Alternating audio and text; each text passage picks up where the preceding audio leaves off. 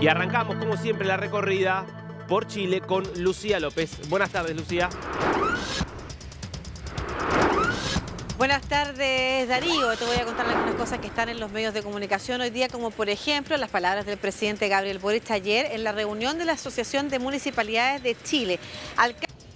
Se juntaron y en ese contexto el presidente Gabriel Boric dijo que su gobierno perseguirá la corrupción con todas las herramientas que estén al alcance, sin parar. Esto es importante porque se da en el contexto de que se saben investigaciones que persiguen precisamente a alcaldes y alcaldesas de distintas comunas. Los más destacados, por ejemplo, el caso del exalcalde de Vitacura, Raúl Torrealba, un hombre histórico de la derecha, también histórico en ese municipio, hoy también ha sido formalizado, ha estado en prisión preventiva. Incluso, por otro lado, la alcaldesa de Las Condes actualmente también está siendo investigada por faltas al fisco ocurridas o malversación de fondos públicos ocurridas en ese municipio. Ella era una alcaldesa que iba a la reelección por los partidos de derecha. Hoy día ha bajado su anuncio de candidatura para la reelección precisamente por la tensión que ha generado al interior de esa coalición la presencia de otros que cuestionan que ella sea la representante de esa municipalidad en las elecciones municipales que vendrán pronto, en el mes de octubre. Y por otro lado está el caso del alcalde Daniel Jadwe, ¿no es cierto? Un histórico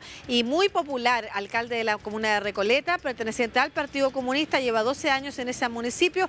Te lo había contado antes, es un alcalde que en algún momento encabezó las encuestas presidenciales e incluso, sin embargo, perdió las primarias contra precisamente Gabriel Boric, pero su partido, el Partido Comunista, pertenece al núcleo más cercano del gobierno. Recordemos que el gobierno tiene una coalición de centro-izquierda en la que hay dos círculos, podría decirse, el más ampliado con lo que son los partidos de la ex concertación, de la centro-izquierda e izquierda, como el Partido Socialista, pero por otro lado está el núcleo más cercano, que son los partidos del Frente Amplio, donde está Convergencia Social, el partido del presidente Gabriel Boric, y también el Partido Comunista. ¿Y qué es lo que pasa en este contexto? Es que el alcalde Daniel Jadwe representa un ala muy polémica, muy, te lo había contado ayer, también cuestionadora, incluso hasta del gobierno, y bueno, ha levantado revuelo porque tras la formalización ha acusado persecución política, y entre esas acusaciones se ha también peleado o ha discutido con otros parlamentarios, incluso del propio Frente Amplio, que dicen que podría el alcalde Jadwe, por ejemplo, suspender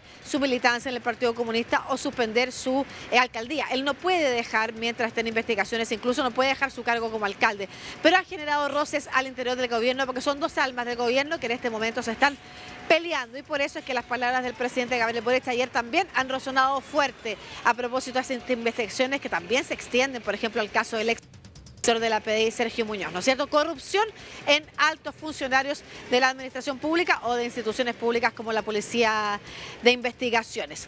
Por otro lado, a propósito de investigaciones, ha quedado en prisión preventiva el hombre que lanzó la bengala. No sé si te acuerdas, Darío, cuando hablamos de un incendio que se produjo el 13 de marzo, cuando ya se había producido ese voraz incendio en Viña del Mar, que incluso dejó un alto número de personas fallecidas y muchas hectáreas y viviendas consumidas. 2 semanas después, cuando se había iniciado la investigación, se produce otro incendio muy fuerte en Valparaíso, donde también hay varias casas que terminan siendo afectadas, y se viraliza por las redes sociales una bengala que cae sobre una casa. Bueno, en ese momento se decía, se va a investigar si esa bengala efectivamente tuvo que ver con el incendio. Finalmente se supo que sí, y hoy está en prisión preventiva el hombre que lanzó la bengala en el contexto de una celebración por el nacimiento de su hijo. Es súper importante recordar esto, esas bengalas, esas lámparas de los deseos, en fin, que se tiran en celebraciones al aire, caen sobre pastizales o caen sobre viviendas y terminan, por una parte, quemando, por ejemplo, las casas que fueron afectadas en ese incendio, por otro lado, con la persona que lo lanzó hoy en prisión preventiva por peligro de fugas. En Chile, esos delitos son altamente sancionados. Finalmente te quiero contar el caso lamentable de una joven de 23 años que estaba en 5º año de su carrera de terapia ocupacional, estaba haciendo el internado y había acusado, incluso junto a compañeras a la mitad de su curso, maltratos dentro del internado hacia las alumnas.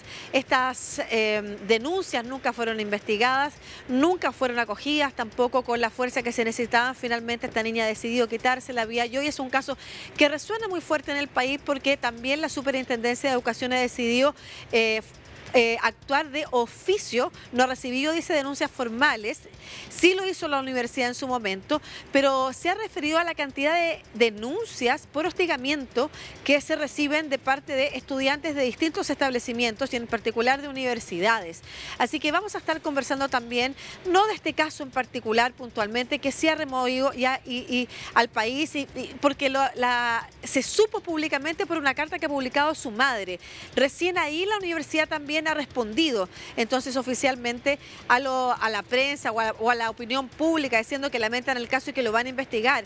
Pero es un caso que ya había sido denunciado antes y después de la muerte de esta joven y que hoy día también pone en cuestión ante las altas cifras de problemas de salud mental y riesgo de salud mental que tienen los adolescentes y los jóvenes en Chile. Antes de cerrar esto, quisiera decir que en Chile, cuando nosotros entregamos una información de este tipo, aprovechamos también de decir que el Ministerio de Salud tiene un teléfono para personas que necesiten contención emocional, asterisco 4141, pero de todas maneras vamos a estar hablando más adelante con un especialista en esta materia sobre cómo prevenir, qué hacer y cómo actuar en estas ocasiones, tanto a nivel, por ejemplo, de instituciones, como también de las familias y las propias personas afectadas, Darío. Tema central este último que nos trae Lucía. Verdaderamente tenemos que darle mucha más importancia a la salud mental, sobre todo después de la pandemia que ha dejado secuelas en términos psicológicos y psiquiátricos en muchísima gente, sobre todo los más jóvenes, que no terminan